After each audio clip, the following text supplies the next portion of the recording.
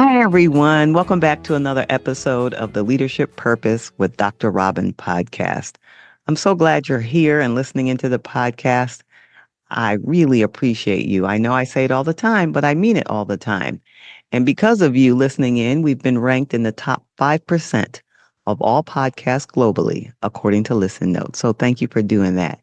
And if you're appreciating the podcast, go ahead and rate, review, and subscribe to the podcast. And if you want more from me, follow me on LinkedIn at Robin L. Owens, PhD. All right, so now let's get into today's episode. It's a solo episode. It's a bit of a continuation from last week or last episode. But today I want to share a story with you, one that changed the way I understood myself, my career, and ultimately my purpose. So if you've ever found yourself at a crossroads, at a career crossroads, wondering, is this really it? Then today's episode is for you. You know, years ago, I had what looked like the dream career. On paper, I had the title, the salary, the recognition. From the outside, people thought I was doing amazing because I had the job that I went to college for. But inside, I felt restless, empty. And I catch myself thinking, is this all I'm meant for? And I talked about this in detail in our last episode. So if you haven't heard that one yet, go back and listen to it after you listen to this one. It'll give you a fuller picture. But here's the part I did not talk about in that last episode. While I was working at the bank in a leadership role there, something unexpected happened. The bank partnered with a program at United Way. United Way is a nonprofit organization and they support other nonprofit organizations. And at that time, they had a program called a loaned executive program. Loaned executive. So organizations in the area would then loan their executives to the United Way. And so the way it worked was the bank where I worked loaned me to work at the United Way for 3 months. The bank still paid my salary and benefits. I just didn't have to report to the bank. I went directly to United Way. And they said, just go and do whatever they tell you to do, basically. So I showed up and I learned a lot about the United Way. I was there with other loaned executives. There were 12 of us all together. And I hadn't, I had heard about United Way, but I didn't know much about it. So one of the organizations that they supported happened to be the Red Cross and so many other organizations that were helping people in the area. So they asked us as loaned executives to go out and basically raise funds for the United Way. They had connections and networks with different organizations. So they set up opportunities for me and the others to individually go to the different organizations and give a presentation about United Way and then to ask them to make a donation. So we didn't have to do the scheduling and all that, which I appreciated.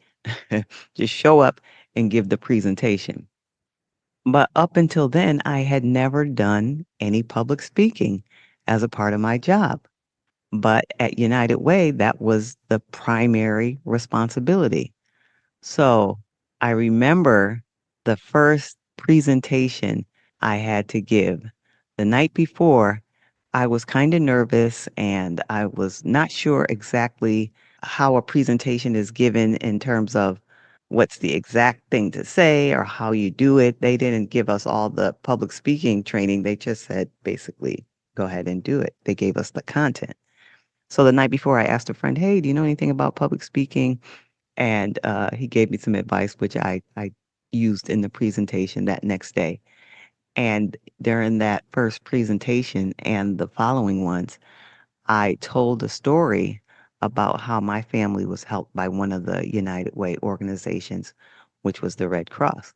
And because I shared my story, I guess the people really could connect and resonate with with the story I told and had a real live sort of example of the work that the Red Cross did. And as a result, I just raised a lot of funds. I was in one of the top fundraisers from the loaned executives.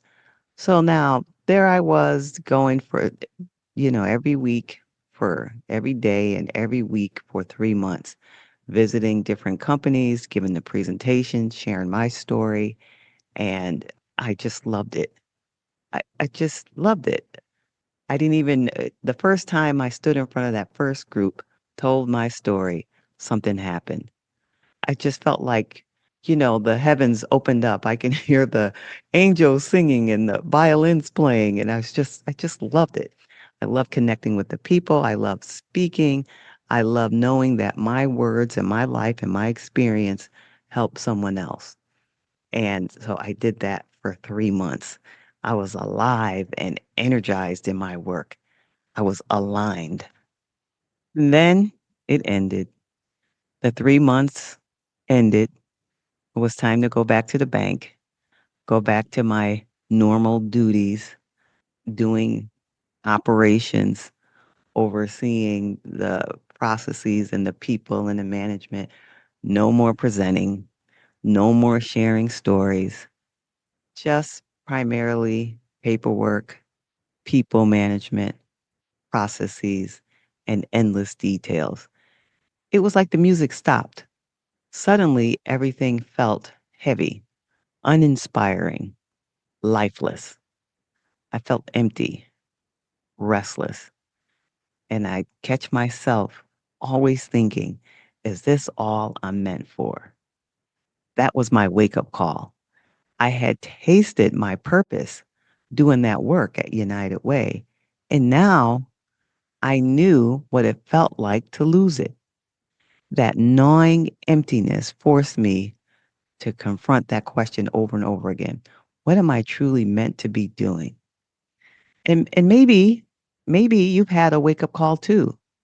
They come in many forms. For me, it was returning to the bank and realizing something was missing. But for you, it might look different. Maybe you've celebrated a milestone birthday, one that ends in zero, and you thought you'd feel accomplished, but instead you're asking, why doesn't this feel better? Maybe you or someone close to you has faced a serious illness, and suddenly work in your career that seemed urgent now feels small compared to the bigger questions about life and meaning. Or maybe you've lost someone you love, and in that grief, you realize life is too short to spend it on work that drains me. Or perhaps it's a divorce or an end of an important relationship, and suddenly the foundation of your life has shifted, making you see your career through a whole new lens. But for others, it's hitting a big career milestone, the promotion, the recognition, the paycheck, and feeling shocked by how hollow it feels. These wake up calls may look different, but the message underneath is the same. Something inside of you is asking for realignment. That's what I call the purpose gap. The purpose gap happens when your outer life, such as the job, the title, the responsibilities, and the image you present, drifts away from your inner self, your passions, your values, your natural abilities, your desire to serve. And here's the truth: when you feel restless, drained, or disconnected, it doesn't mean you failed. It means your soul is waving a flag. It's waving a flag saying it's time to realign. So, how do you know if you're in the purpose gap? Here are a few signs to look for.